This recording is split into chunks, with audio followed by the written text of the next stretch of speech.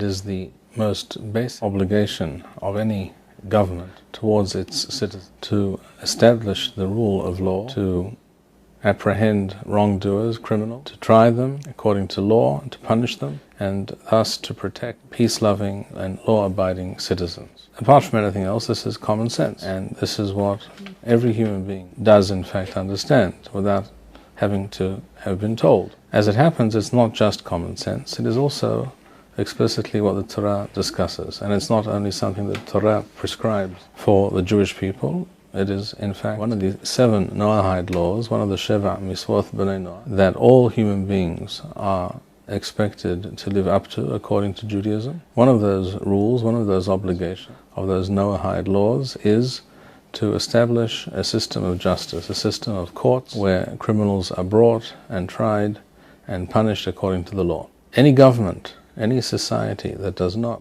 perform this function, that does not establish such a rule of law, any society or any government which allows criminals to go unpunished or releases criminals who have been apprehended, who have been jailed, but releases them against the law, knowing full well that these people constitute a danger to their citizenry, any such government, any such society is guilty of not having lived up to one of those basic 7 Noahide laws.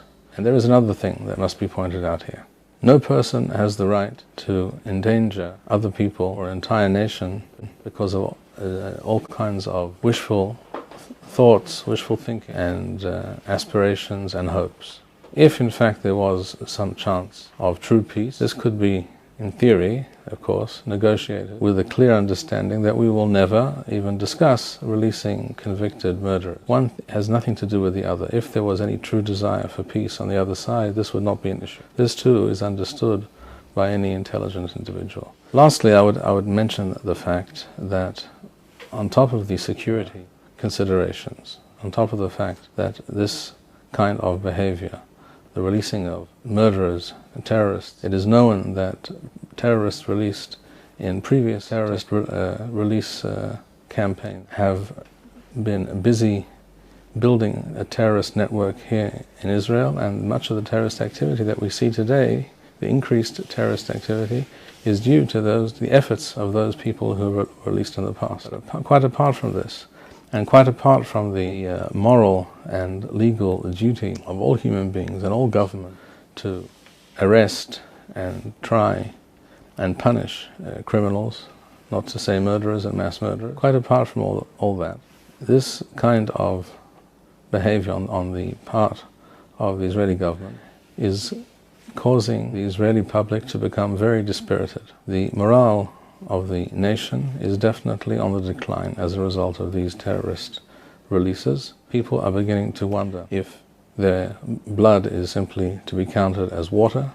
People do not see the end of such a policy. They do not see the benefit to such a policy. They just see that Jewish blood is cheap, extremely cheap, and that the Israeli government continues to capitulate, never stands up to any pressure, never makes any demands or even gains of any kind. It simply gives away more and more, and all in return for absolutely nothing. There is nothing more serious than demoralizing one's nation, particularly when that nation is in effect in a state of war, as Israel has always been in effect in a state of war, whether at any particular moment a war has in fact been raging, or we refer to the lulls between wars that Israel has experienced. The British nation at the beginning of the Second World War was also demoralized and did not really believe in itself and in its ability to repulse a German invasion and to fight Germany and to win.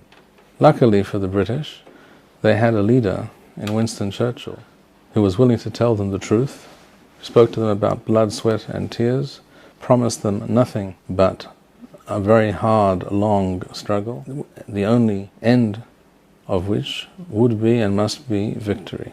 This was the special gift that Winston Churchill had, and was able, with that gift, to rally his people and to turn around a nation that was on the brink of collapse and disaster, turn the situation around, and eventually, after 5 long years, was able to come out of that war victorious. I can only envy the British people and the leadership that they found in that man, Winston Churchill, at that time. What Israel needs is such a person, an Israeli, a Jewish Winston Churchill, a man of vision, of courage, wisdom, a man with gumption and a true moral and idealistic core to him, someone who can project that to an entire nation.